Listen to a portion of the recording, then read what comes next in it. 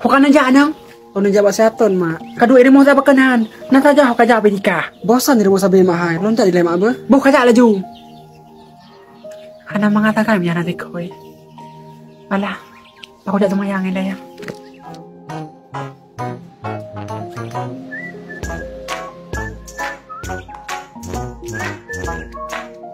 Assalamualaikum, Mek. Waalaikumsalam. Tuba arena tarindu bid kama. Pekah nak pekah kamu ni.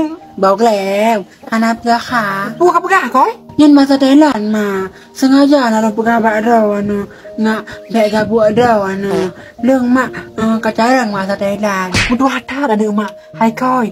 Dah laga mau ke Thailand ke? Laga mak urungi putih, langsing, gad akai. Tapi mak agak leher maknya. Minyak ada leher pandai mungkin dibayar.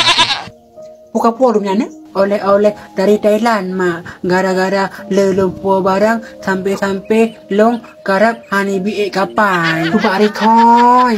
Man kiban man. Rencana long kena melangu mak. Hana jade. Angke duda long kumau karap leje belum kumau pilot hai dengan le kake long itom laju le pilot lang kapal. Aji mak kalian nyan pudum nak. Empat mak nyan mak dompu dalam lo sabun nanti jerawat kakak lom akak ho mak Kayak jabat haton.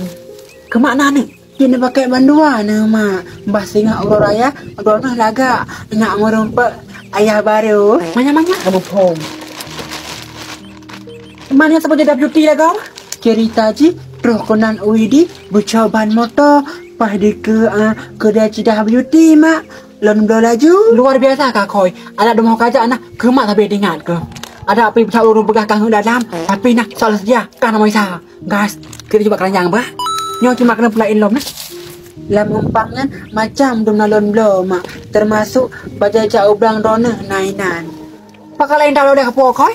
Nyan yang na lompi hana lom tujut pegah mak gancam le ayah sebab Gancang pegah koi. Kapegahan. lom omate deh gejuja ublang tip uro lema mudanya gejuja mita canggua pak sabah uro mak lom sampai ngaro gepoh kuare gara-gara melawa canggua biasa ngan canggua purei ya. Kepo ke mancang gua. Ayah ide gemekat sup canggua goreng, canggua bakar, canggua cincang, terobak canggua geprek na gemekat ayah mak. Kurang tak aja ayah ke. Kakak kangen ujung na saja apa wiu. Bid ke kemah ke hai kedua. Rupa ji. Ide lah yang canggu.